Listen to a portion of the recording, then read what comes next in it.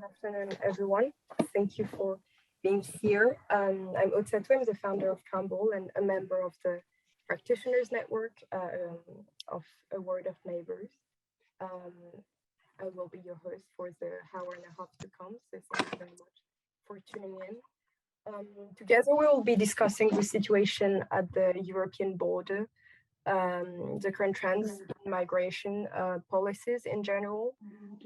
So we'll attempt to challenge and complexify hegemonic narratives, to try to grasp what this all does and means to our individual and collective minds and bodies, to our democratic societies, and in the end, to our collective humanity. Without further ado, I will please ask you to welcome Professors Katja Franko, Itamar Mann, and Peo Hansen, who agreed to embark us on this discussion and to discuss this all with us today. Thank you very much, the three of you. So they will start by introducing themselves and share and exchange on their different perspectives. And then in the second part, for the 20 to 30 last minutes of the discussion, they will open perspectives of action and answer your questions, which you can, along the way, just put in the chat if you wish to as well. Thank you again, everyone, for joining this important discussion. I wish you a beautiful time. And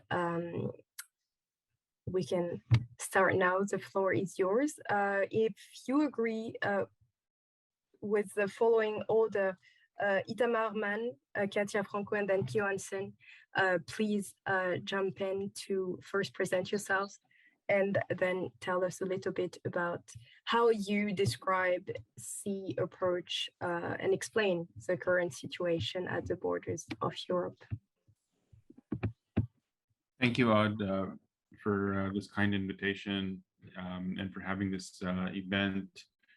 Thanks, everyone, for being here. I feel grateful for this opportunity to talk. My name is Itamar Mann. I teach international law at the University of Haifa, Israel. I'm also a lawyer working with asylum seekers for more than a decade now. I'm the president of a new organization. It's called Border Forensics, that is dedicated to investigating the violations of human rights along the external borders of Europe. And most of my experience comes from work in the context of human rights violations that have to do with Greece and with Italy in particular. I've also worked on projects concerning other parts of the world, including the United States, Israel, and Australia. I wanted to talk a little bit, to reflect a little bit today about the category that you offered us to think of, the borders of democracy. And what does the notion of democracy have to do with the fight for the human rights of migrants and people on the move, asylum seekers, migrants who are trying to enter European countries in particular in order to find a more dignified life and to find international protection. But intentionally, I'm using the rather broader categories. And I think that first, there is a way in which political theorists are very familiar with the problem of borders in themselves not being democratic. We have an opportunity to influence a host of policies in our countries, but we never have an opportunity to influence the way that borders are drawn. And the people that are most affected by borders, those who need international protection or who need the movement in order to have a dignified life, are not able to have their voices heard in terms of determining where the border runs or how, and particularly the procedures that appear there. But I want to argue that movement and whether by foot, by other measures of transportation, boats, trains, trucks, what have you, movement has been a way of trying to participate in the bordering of the world.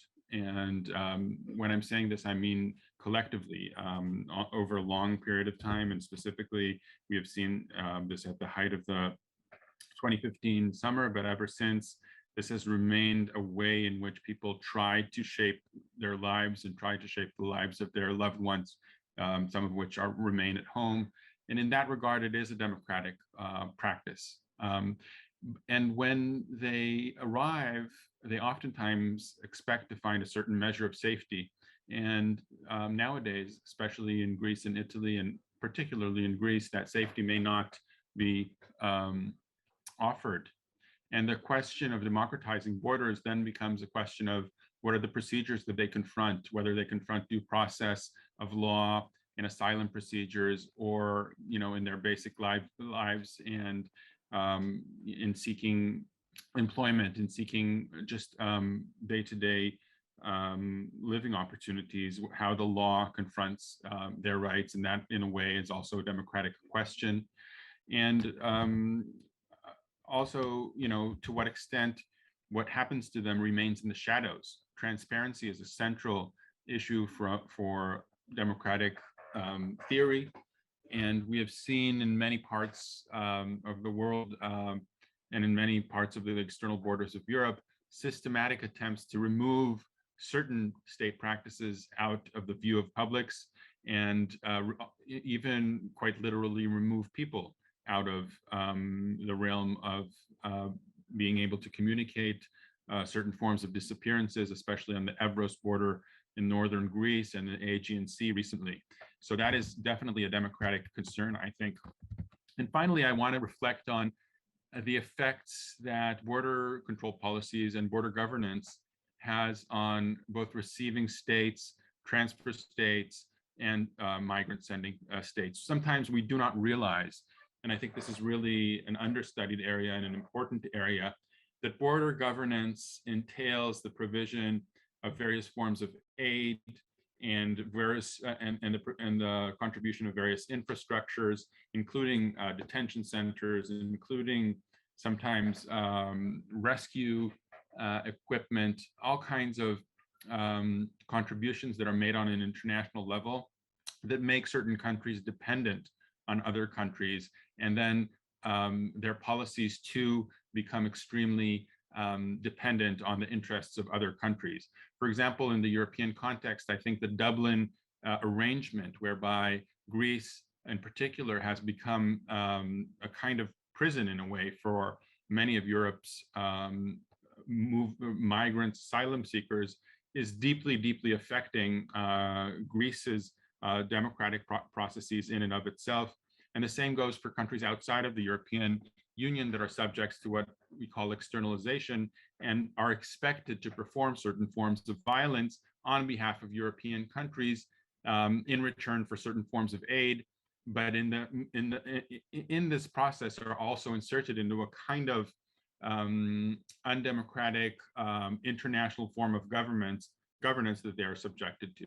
So I think that too is another question that we should discuss and think about when we think of the borders of democracy, a very, very pressing topic for us today, and one that I'm eager to hear others here speak about as well. Thank you. Thank you very much, Itamar. Katja, yes, please, thank you. Thank you very much, Aude. Thank you for inviting me, and hello, everybody.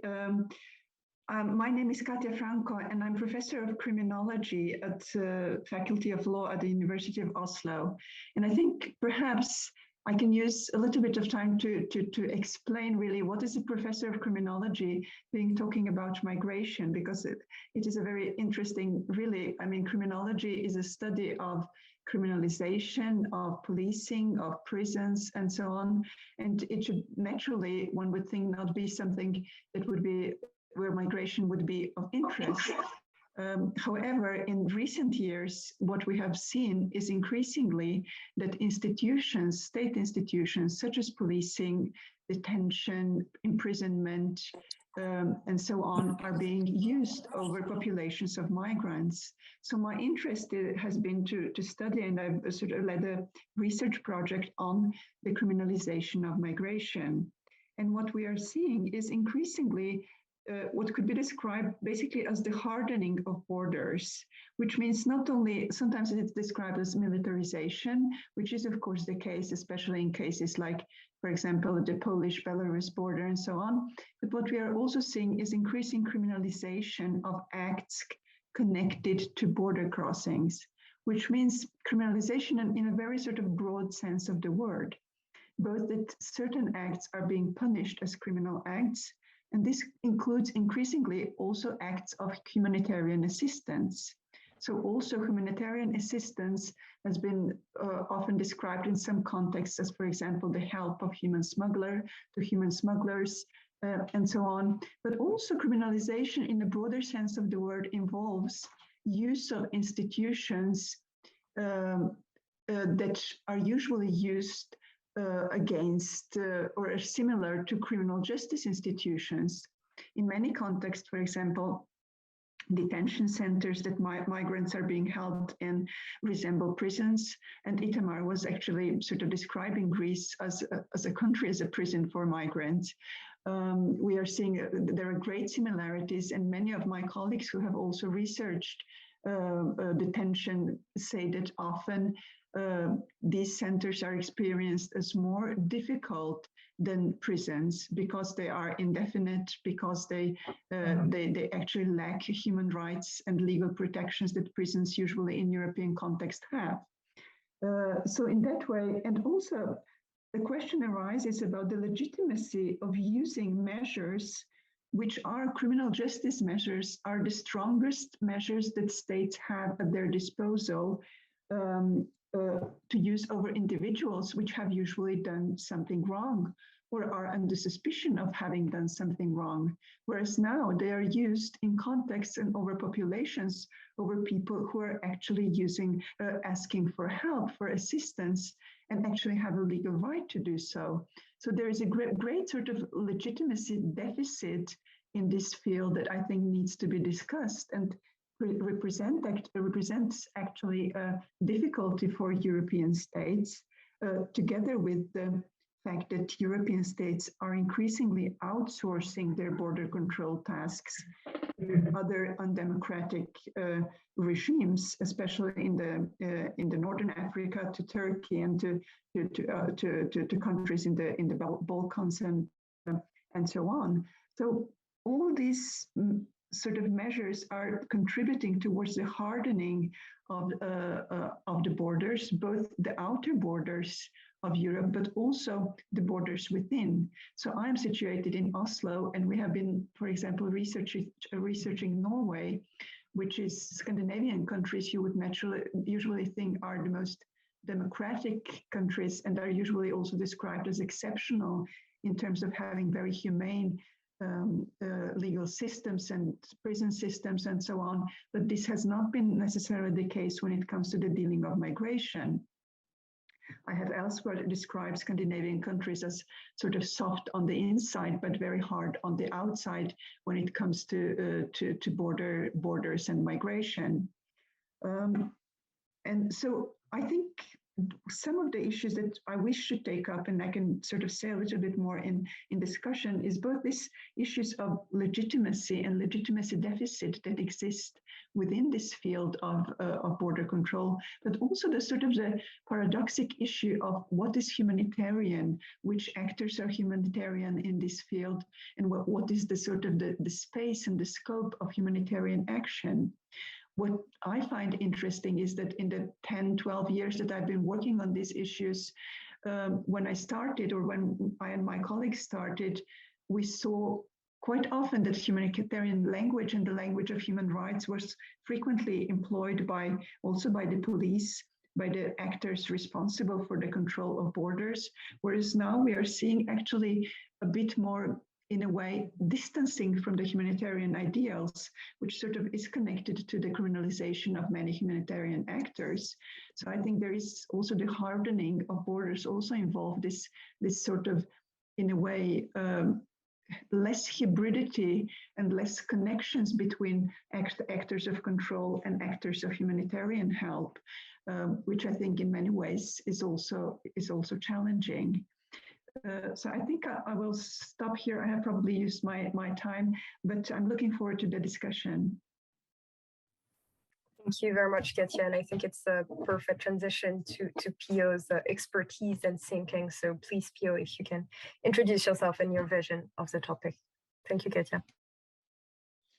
Thanks a lot, Aude, and thanks a lot for this kind invitation and for everybody who's here to participate. So I'm Peo Hansen. I'm a professor of political science at Linköping University in Sweden.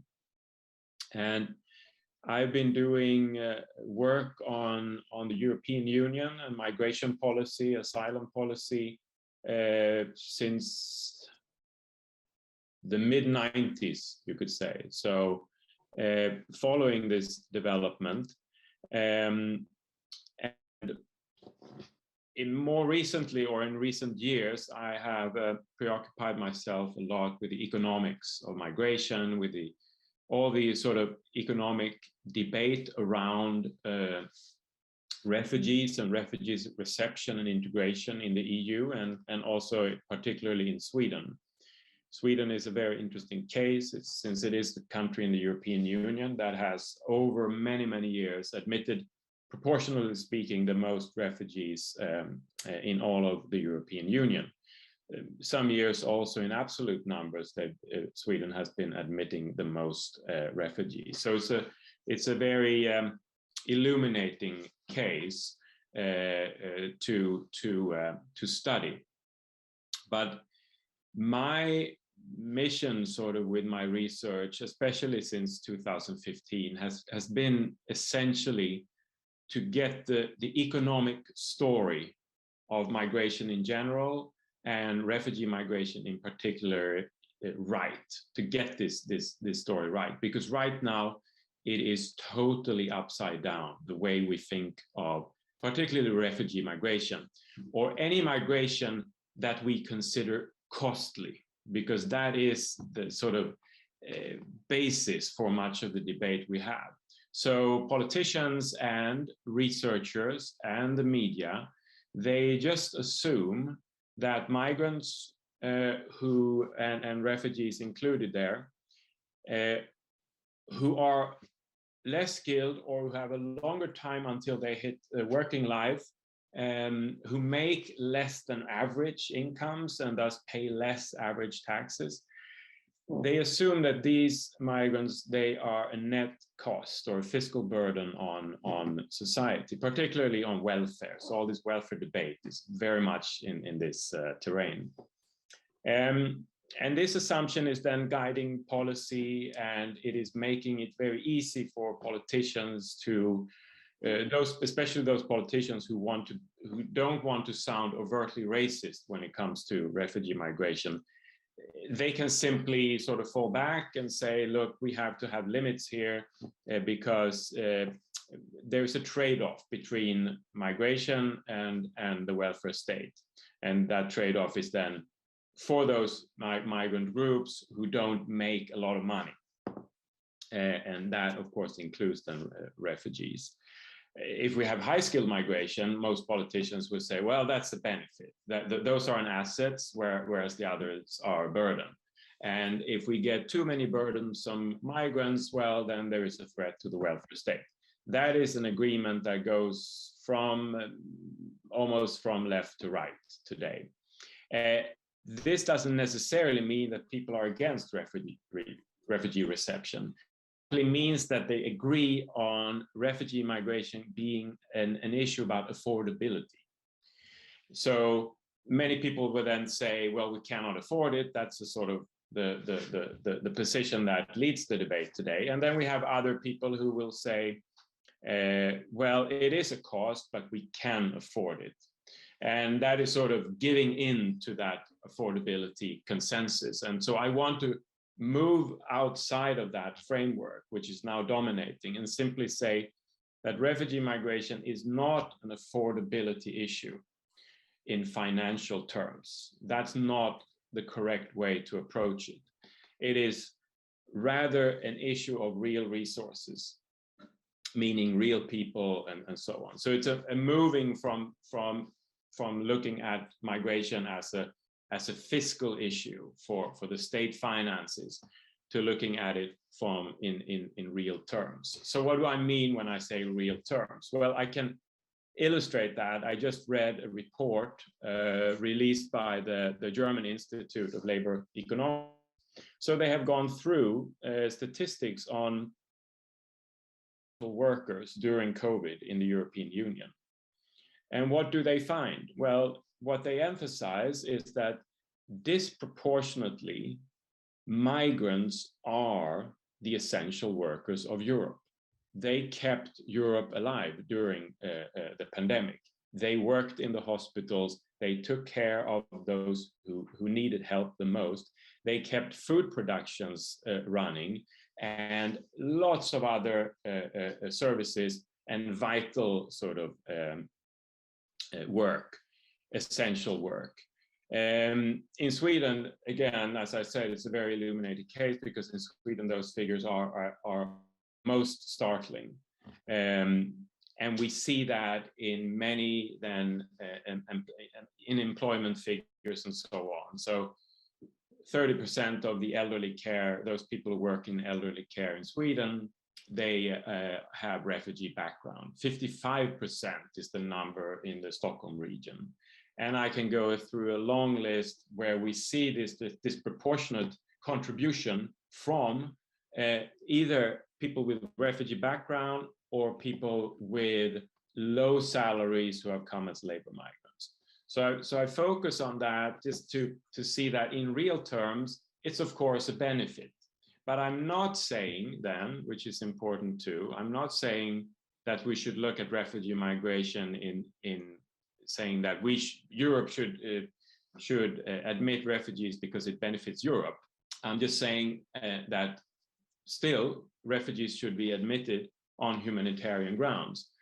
But what I'm saying on the economics of it all is that there is no argument. It is not about affordability. The European Union will always gain, and we can do nothing about that because gaining people is always a real gain. And that's also something maybe we can discuss later, why I want to turn the table on how we articulate human rights, because it's often articulated in the wrong terms. We speak of human rights obligations as if those practicing human rights are incurring risky debts by practicing human rights, as if it is a sacrifice to admit refugees, when in fact it is not. It is a gain. So I think I stop there just to having introduced that sort of how we can, because my aim here is of course to remove that comfort zone that politicians in Europe have. The comfort zone is for them to say, look, we're not racist, we are just realists. We're saying that we cannot admit refugees because it will destroy, it will be damaging to our welfare states. And that's the sort of this game between the countries in the EU of saying, how are we going to share the refugee burden? And I think that sort of encapsulates the problematic very well. They think that they're sharing a burden that no one wants to share, of course, because no one wants a burden. When in fact, and as COVID is a perfect illustration of, it's not to be thought of in terms of burdens. So I stop there. Thank you very much, Peo, for this perspective, which we tried to go to scale the discourse with each of your introductions, which were brilliant. So thank you very much for this.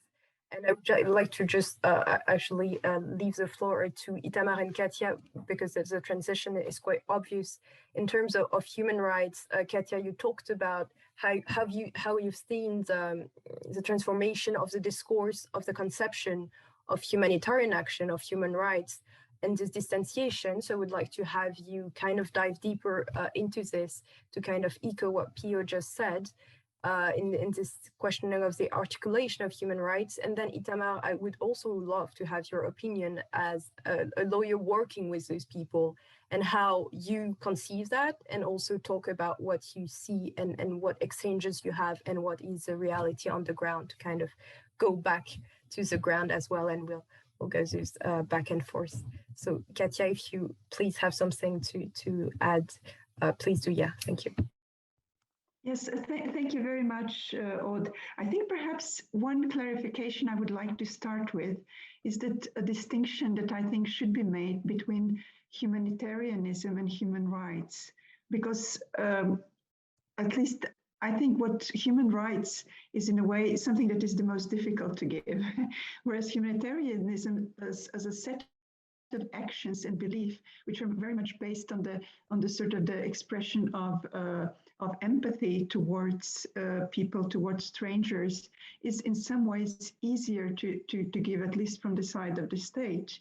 Now, my argument was that also these types of actions, which are very much often sort of conducted by NGOs, but also very much also by the civil society, have been sort of increasingly seen as suspect and criminalized by especially by states in Southern Europe, and for example, the seizing of vessels of humanitarian actors. Also sort of verbal attacks by various state representatives or representatives of Frontex, for example, describing NGO rescue activities as help to human smuggling and so on, have in a way created kind of, in a way, described or definition labeled actions of humanitarian assistance as something that is suspect. And I think I don't know what the consequences of this are, and perhaps Itamar is better able to talk about that. But to me, as somebody who is studying criminalization, clearly it is obvious that even though the number of people and organizations who are being penalized may not be very high, I think the effects of this type of discourse of sort of defining these types of actions as something that is criminal is quite serious. So I think this sort of, it's not only that Europe is moving away from giving people rights, but it's also taking a step back from giving humanitarian assistance. And I, for example, I've studied the European Border Control Agency, Frontex. And as I said in the beginning, 10 years ago, when we were interviewing Frontex officers and so on, we were noticing that both the training in human rights, but also the humanitarian discourse and the sort of the stress, the need to help was actually quite present. Whereas now, for example, also if you look at Frontex communications, if you look at how their Twitter messages and so on, they almost don't talk about migrants, about their vulnerability. Also, they do not, for example, talk about the fatalities in the Mediterranean. So in a way, it's almost this kind of distancing, whereas what they do talk about is a lot about sort of fighting criminal networks. And I think that is a very sort of dangerous transition towards, in a way, defining everything having to do with migration in this criminal framework. Thank you very much, Katja, and I think Itamar will be able to enlighten this a little bit. Just a quick note, actually, tomorrow, if I'm not correct, Archbishop Antje Jacqueline will have a discussion with the director of Frontex, which I think will be interesting if anyone wants to join. But Itamar, please, you on the ground, working with organizations while studying it as a researcher as well, how do you perceive this transition? Do you have the same feeling, impressions, and experience as Katja, and how what's your position on this? Yeah, so if I understand correctly, the question earlier was what is it like to work with asylum seekers on representation projects? And I think this is very much colored recently by the processes that Katja has just described, the processes of criminalization. My own experience over the last few years was most directly concerning pushbacks in the Aegean Sea, where we have seen a practice developing whereby the Greek Hellenic Coast Guard is very quickly removing asylum seekers that travel from Turkey through the Aegean Sea, and then has taken to abandon them in the Aegean Sea on rescue equipment.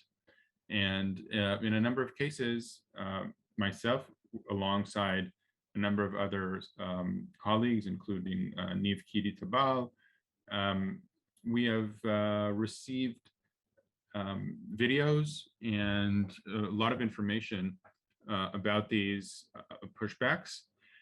And then we have contacted we have been in contact with the victims, and some of them, part of them, have chosen to submit applications to the European Court of Human Rights. So here I would like to share a couple of notes about this experience.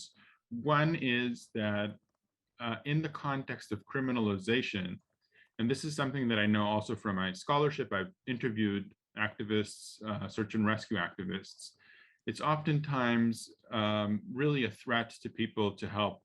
And the threat has become also a threat on lawyers. Lawyers, now I mean lawyers that are literally on the ground in the Greek islands, that are doing very significant work, but are also sometimes very afraid of their phones being tapped, of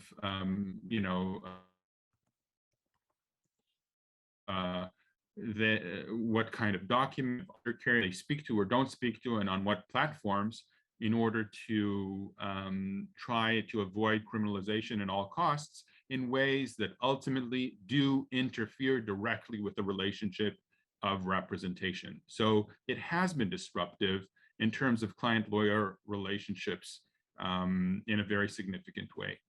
The second issue is in terms of the asylum seekers and migrants themselves that are facing these kinds of policies, they often choose to remain in hiding. So this too is very significant in terms of the opportunity to meet someone, the opportunity to even talk with someone over WhatsApp or something like that, whether they have a battery or not, whether they're sleeping rough in the city or outside of the city in some kind of mountainous area, and what kind of conditions they may be facing there on a humanitarian as well as a human rights level, to use Katja's distinction from just one moment ago.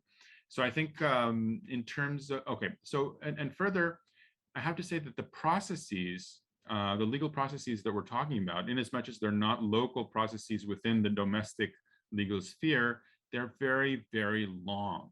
They may take a number of years until they're decided, sometimes 5, 6, 7 years. And this, in my mind, and I think in other lawyers' minds as well, raises a very significant question in terms of the effectiveness of these processes. Oftentimes, the position is that the processes should be engaged in for strategic reasons. If we get a progressive decision from an international or transnational human rights court, that will later affect multiple cases across the board in a kind of overarching way. But I think that there's a question how effective that can be if it takes so many years until something may or may not come out of a case, that normally the practices of externalization that we've just talked about will already change, that even a progressive legal decision will end up striking down or expressing critique against the model of enforcement that is no longer really in place. And so there's kind of mismatch between the movement of the practices among enforcement agencies and the movement of the review that the judicial branch, the transnational judicial branch, such that it is able to give. In that regard, the relationship of representation is indeed extremely, extremely hard. And I don't want to sugarcoat that in any way. Thank you very much, Itamar. That was very, enlightening, not very enthusiastic, but I think pretty realist. And having this in mind, all this which you just described in terms of evolution of the law and how we also enable this movement in discourses, consciously or not, I would like to ask Peo how he sees that from perhaps a more macro level in terms of political science and like collective narratives and visions, and on which ground can such a shift, which seems pretty backwards in terms of human rights and humanitarianism, which you may also, it's just a opening a bracket here, but you are interested in the economics, and I would like also your opinion on the economics of humanitarianism in a way, of humanitarian action, because this is a kind of a complex humanitarian, sometimes humanitarian industrial complex, which has developed and which has its own economics, which I would be interested in and curious to know if you have anything to say about this. But yeah, so those would be the 2 points I would like to hear you about, this kind of general mindset we may have, which allows all those violations and hardening Katja was describing, and Itamar as well, and then on another direction, the economics of humanitarian action perhaps, and how does this help or prevent, or like how does this articulate with this those dynamics and the system in general? Thank you. I'm not an expert at all in the sort of economics of border, the sort of border politics and border protection and surveillance and all of that. But I very often hear the critique against that, saying, again, the critique from a financial perspective, saying, oh, money is being wasted into figuring out the best way to stop people who are in need of protection and so on. Yeah, that is bad. But most of all, the worst thing we're doing is that we're wasting real resources, meaning we're educating people, we're training people to become experts in preventing other people from coming to the European Union. Research is being wasted, meaning smart people are wasting their time, and governments are trying to steer real resources, real people into wanting to work in surveillance, border surveillance, and so on. And that is a huge shame. But then it goes to show that we need to rewire our brains into thinking less in terms of financial resources and more in terms of real resources. So again, I'm as I told you, Aude, I'm sitting down here in the south of Sweden because I'm taking care of my mom. She just had a surgery and so on, so I sit here and she has some assistants coming to her home, and of course, who is coming to help her? Well, a woman. They've gotten to know each other. It works really well. But this woman comes from Iraq. So she has refugee background. She came from Iraq. Last time my mom had a surgery, I think it was 3 years ago, it was a woman from Afghanistan who came to help her. Another woman comes on the weekends. Her background is refugee from Bosnia, and so on. So these are the terms we need to be thinking of, and then that can also then again rewire our ways of thinking about humanitarianism and human rights and so on, not to view it from this sort of perspective of that we have to give something up in order to admit people in need. That's not how it works. But again, that's the perspective politicians and the media, and we saw that especially from 2015 and onwards. I don't know how many headlines from the media I have where this is the sort of the way it's framed, that how can the welfare state survive all these refugees coming, when in fact that is how the welfare state survives. That's how the welfare state survives in Sweden, because disproportionately these people who are coming are working as real resources in welfare state services and so on, and of course in the private sector as well. So I think, and again, it goes also to the EU, the whole EU rhetoric about solidarity. That solidarity is sort of, yeah, we should share our solidarity with countries that receive refugees because they're taking on a refugee burden. So this sharing of a refugee burden, it's a very it's a wrong-headed language. But again, this is not to what I'm not saying that this means giving up on humanitarianism or human rights. On the contrary, that's what should be protected. But I think also politically, if that is explained, more people will realize and start to think. I mean, look around when you enter a hospital, for instance, who is working there, and all these things. Whereas the politicians, they will say that we cannot afford it. So I think that's my approach. I may not have answered your question fully. I apologize. Please don't. It was a very rich answer anyhow, and I think it's a very important point you're making. And I would like to head up to Itamar, because I remember you also mentioning, and in your practice, I think you also work with people who sometimes do not reach the work or like integration in the way Peo may describe it. That is, you may see a darker and even more concerning version, because of course we don't see and we don't think about the people who actually are at the basis of our economy, which if we kind of think sorry, okay, my mic apparently is not the best. Tell me if you want me to repeat something. But we indeed do not see and do not want to see those people who actually make our economies and societies work.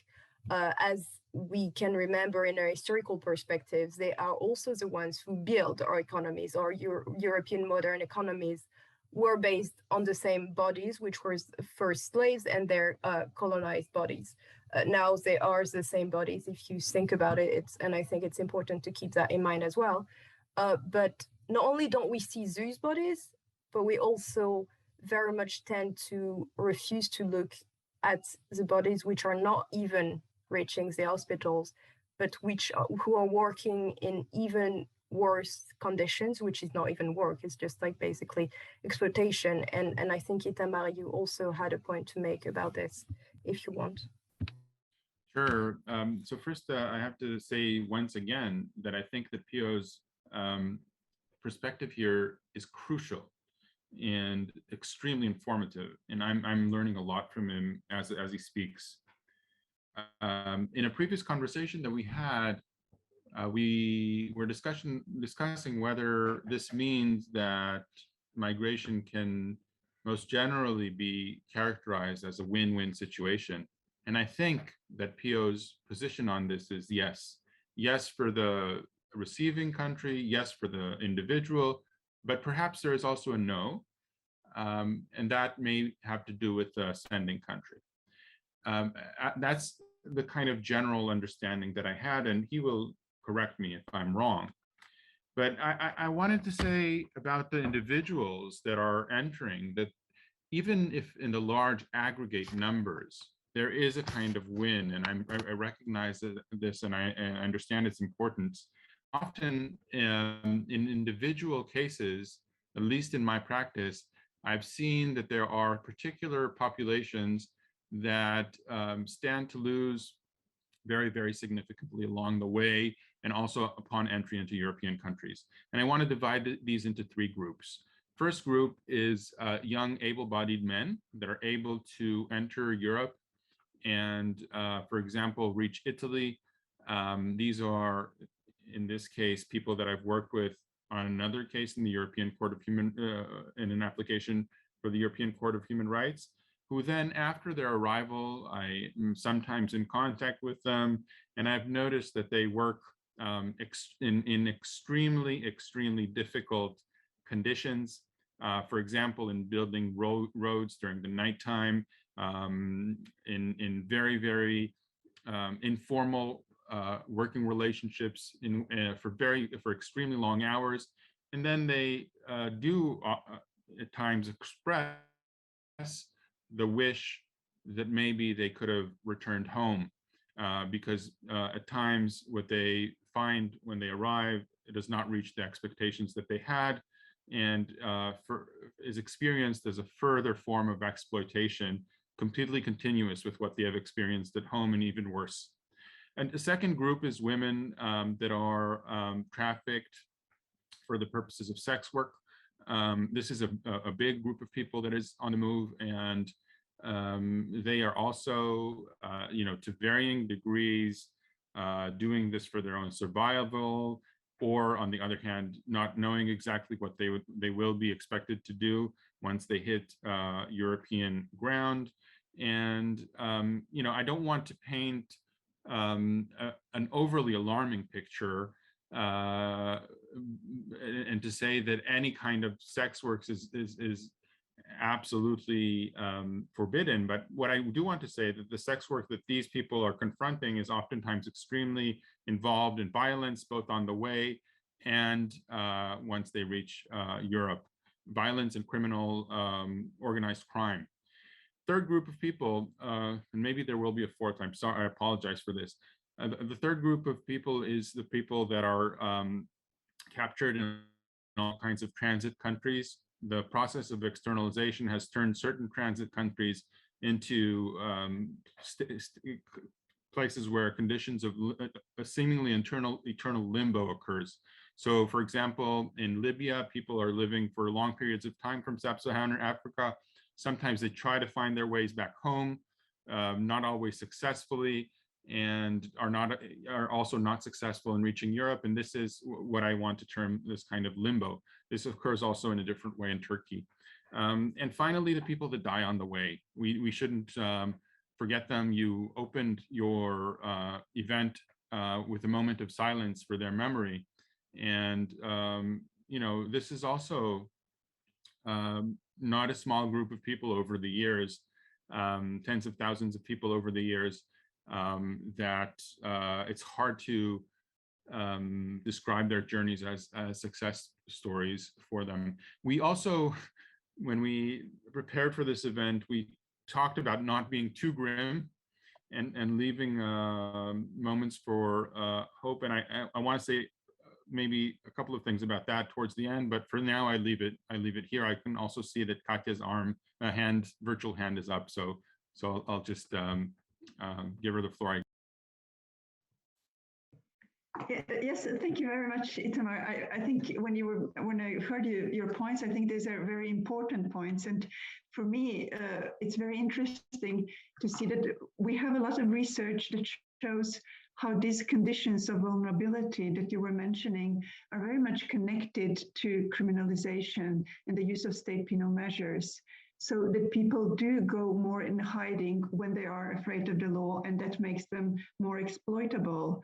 We have research that shows, for example, that especially in countries like Italy, which actually tolerates a fair amount of irregular migrants, but because they're exposed to constant police attention, they are, in a way, that makes them more exploitable in the labor market, and sort of confines them to the black market rather than to the sort of regular working conditions. And what we also now have quite a lot of research about is the sort of the criminalization of movement that has been happening in the Northern Africa, in the Sahel region. The EU has, for example, been quite active in imposing or sort of criminalizing, for example, laws, creating laws that prohibit assistance to migrants or to migration in Niger, which in a way, because this kind of assistance before, which was much more part of daily life, now makes it in a way much more part of organized crime networks. So in a way, this sort of prohibition of regular movement has created a market for organized crime groups. So migrants in a way can only move now increasingly by using organized crime networks, and makes them much more vulnerable because of that. So I think there is this kind of connection between vulnerability and criminalization that is quite important to keep in mind. And the same is when it comes to the numbers of fatalities, that this closing of borders is sort of intimately connected with the increase in fatalities. We've seen that, for example, when Italy removed its Mare Nostrum operation, numbers of fatalities went quite up. And I think what's problematic is that we are actually lacking that data that would enable us to systematically study really this connections between state enforcement practices and numbers of fatalities, border deaths, and so on. So I think this is actually quite important, but there is a lot of data that tells us that in a way the conditions of greater criminalization and vulnerability of migrants are quite connected, and are in a way often the sort of the focus on or the objectives of protection of vulnerable groups, even when it comes to, for example, trafficking, which is one of the groups, trafficked women, which is one of the groups that European states have been trying to help quite a lot, at the same time as their situation is always, in a way, in conflict with state objectives of border control. And often these women find themselves in sort of the position of whether they are claiming the position of being trafficked rather than whether they are irregular or illegal migrants. So this is just my point.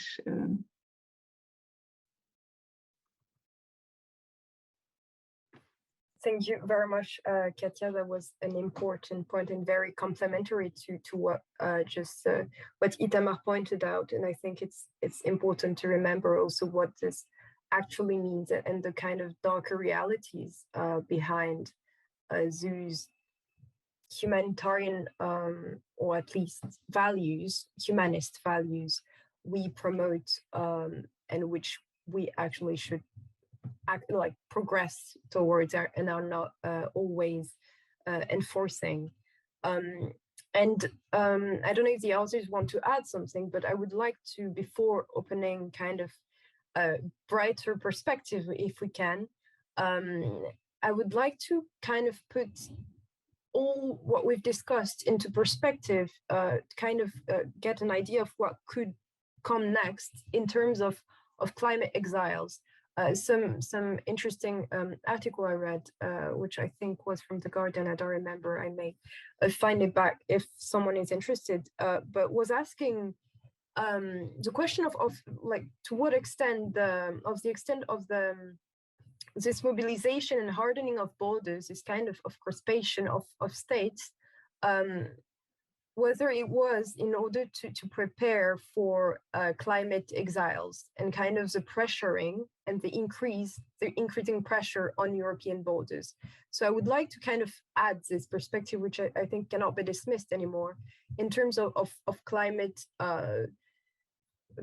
climate mobility or climate refugees. I know, Itamar, you've kind of have perhaps some points you may share with us, because I think it's a very important point, if you want. Sure, absolutely. Thank you. This has been discussed for some years now, and I think the first generation of at least legal scholars that have worked on this have tried to push for the recognition of climate refugees as a certain basis of persecution within the Refugee Convention, which is very hard, or otherwise in human rights law. And although there is minimal UN case law specifically concerning flight to New Zealand due to lack of water, that does allow for a certain measure of protection, this has generally not been successful. And I think the consensus is that it won't be successful in terms of an amendment to the relevant treaties. Further, commentators have warned us from overemphasizing the risk of climate migration because it's perceived as something that will further grant justifications alongside the seemingly wrong economic justifications that Peo discussed, and alongside overtly racist justification. This could provide further justification for closing borders. In the very recent period, I think especially since the pandemic began, both in the United States and in the European context, the crackdown on borders has been even more extreme than we have seen before. And in some ways, I think we're seeing the collapse of and I'm saying this with a lot of pain, the collapse of the refugee regime during the post-World War II period. And I think that that requires us to rethink a mobility in a vocabulary that is more pertinent to the present day. And if I want to be a little bit hopeful, my thinking here, and it's once again I'm not the only one thinking in these terms, and I'm not the most important, far from being the most important person thinking in these terms, but to develop a vocabulary of mobility that will answer some of the protection needs, but in a justificatory language that is reflecting a set of international priorities that are driven by the climate crisis. And here I'm thinking specifically of work, for example, that a scholar and practitioner named Alex Alenikov has done to try to think of ways to perceive climate mobility in terms of protection that is not necessarily the full kind of refugee protection that we know of, but does allow for many more people to travel if they have opportunities in particular countries. And I think we should be thinking, for example, about easier visas, or the lifting of a requirement for visa for people who can work in net zero or carbon negative industries. These are things that may have some political purchase in the future, where I think the vocabulary driven from World War II may no longer have real purchase. Another vocabulary that may have real purchase, and I think this is part of why A World of Neighbors is working together, is a religious vocabulary. But alongside that, indeed, the climate is rising, maybe not enough, but still rising in a Western popular imagination as something that may be driving significant political power in the coming years. That's my set of initial thoughts about that. Thank you very much. And regarding those narratives, because we're getting to that point where we need to kind of think of action items and things of how us as individuals can mobilize our brains and our bodies in order to struggle against what I will call an injustice and then a problem, a democratic problem. I think we've understood at this point, which should be at least questioned, better fought against. So I would like to have your opinion, Katja and Peo, in terms of narratives and of understandings as scholars, as people writing and studying those questions. How can you, or how can we, or can you help, like as I think Peo was telling, how can we rebrain or brainwash ourselves back to some other ways, some other visions? And then I will also invite anyone who wants to jump in. It's the moment where you can start sending your questions, whether in the chat or just raising your hand. Katja, do you want to go first, perhaps? Okay, thank you. No, I think it's very interesting in the sort of the climate issue, which I haven't really sort of worked on, but it's what to me it seems important is that the debates around the climate crisis are in a way framed in the terms of global responsibility and global connectivity, which I think is a very important antidote to nationalism, and you could describe it as a kind of normative nationalism that is very much structuring the debates about migration in European countries. And this nationalism, a colleague of mine has described it as welfare nationalism in the case of Sweden, and I think in Scandinavian countries more generally, but also in other countries, the idea that the welfare state should be preserved only for citizens, for its members. We have seen a lot of sort of political nationalism connected to together with xenophobia, also in a number of other European countries. But generally, this kind of normative nationalism that says that rights are basically should be reserved for citizens, which I think informs a lot of also European thinking about who are human rights and European rights for. Whereas issues of climate change bring more sort of more cosmopolitan sensibilities.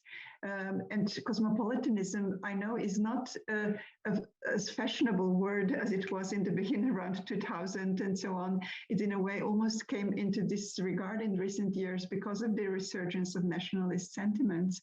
But I think if we are to sort of to come back to also this normative cosmopolitan orientation, perhaps the issues of climate change are a very important and good way to come there. So to me, it seems like quite important. And also the other issue, I think that also is connected to, so the other way to critique this normative nationalism, I think, would be a question of dignity and human dignity.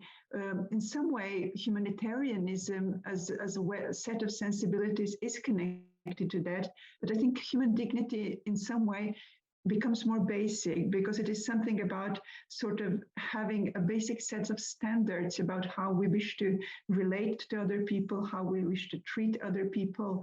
And at least I know from my field of work that in terms of why do we deprive people of their freedom? Why do we imprisonment? That is very, very much connected to issues of dignity. Whether we wake up families in the middle of the night to deport them, whether how we treat children, and also these are basic issues that I think the concept of dignity has a lot to offer us to sort of critique the kind of practices that are now forming the basis of border control regimes. So I think these two issues of both critique of normative nationalism from a more cosmopolitan, but also perhaps a climate change-informed framework, but also from a point of dignity, I think is something that I would like to stress.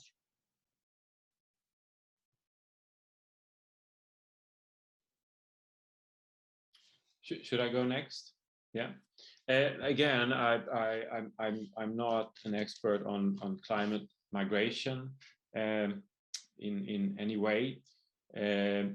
I can see though that, like in many other types of migration, there's a lot of from the political players and also from the media. There's a lot of sort of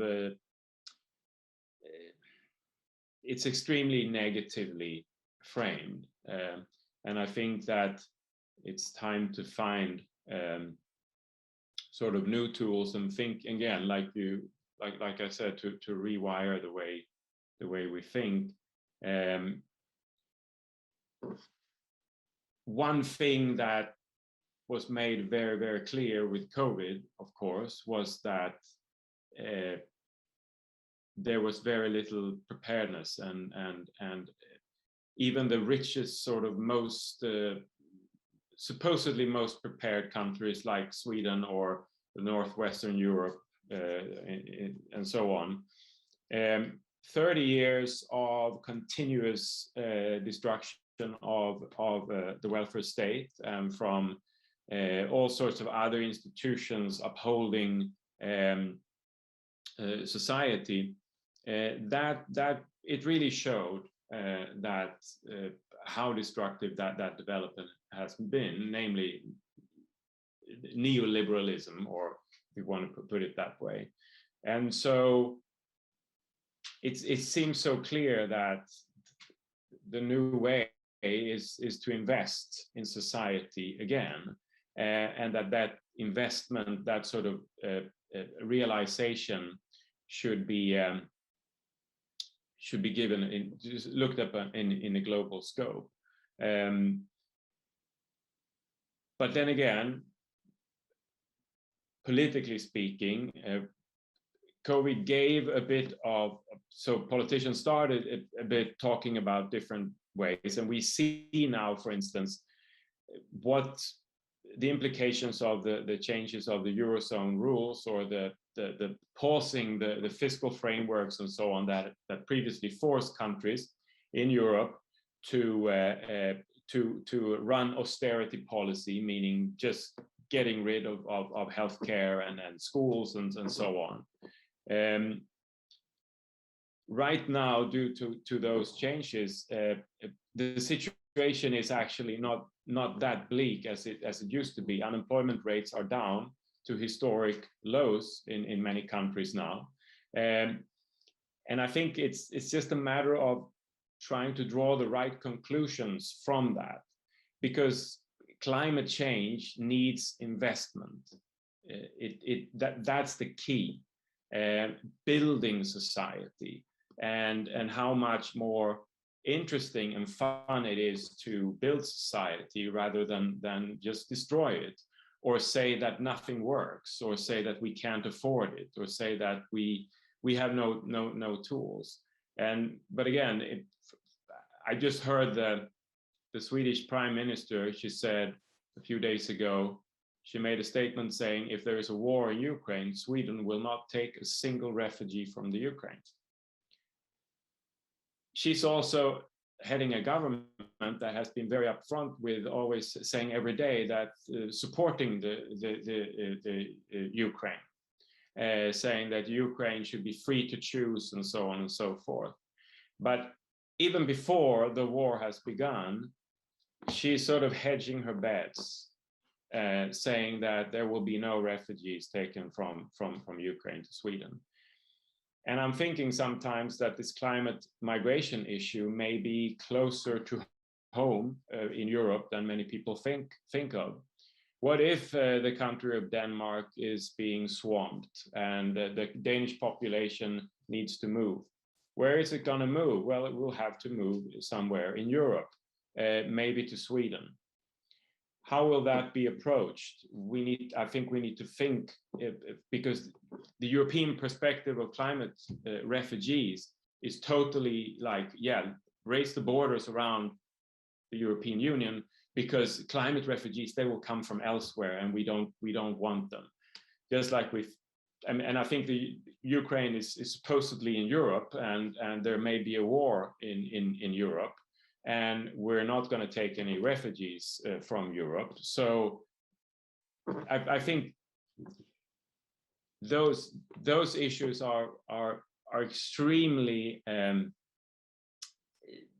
in political terms, they're looked upon within such a narrow framework, and that is scary in itself, because it shows how wronged we have been by the political class in of course not only in Europe but globally, and that is, I mean, that is a problem. But I think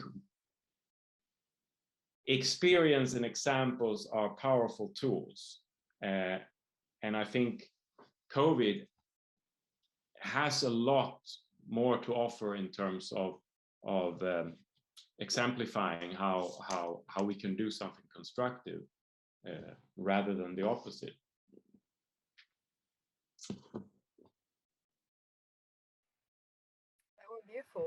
That was beautiful. Thank you very much, Peo.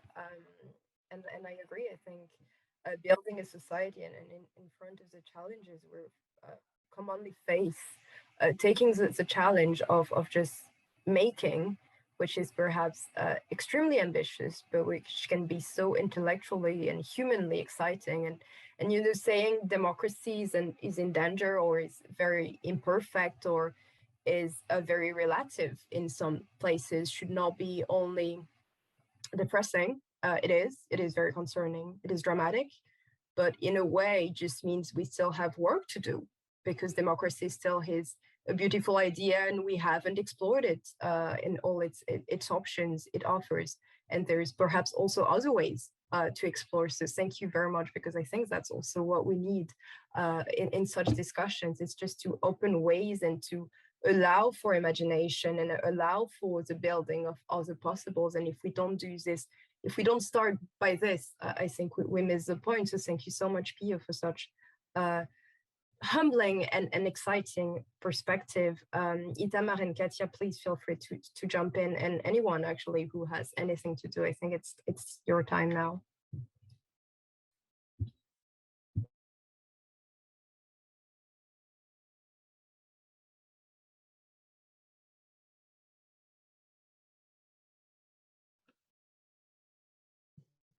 Actually, while we're waiting for a question, I was also, Itamar was sort of raised the issue of sort of the title of this talk, which is the borders of democracy. And I think a question of borders of democracy is very much connected to also a question of membership, which I think is an important question to take up, that perhaps if we're to look towards sort of positive ways forward, I think expanding the notion of membership beyond national membership, ethnic citizenship, and so on, I think is quite important. At least I see that from the Norwegian context, the examples when one has been able to challenge aspects of border control have been connected to the reality that people who are being expelled, also people who are members and should be considered. This is not equally helpful when it comes to the southern borders of Europe.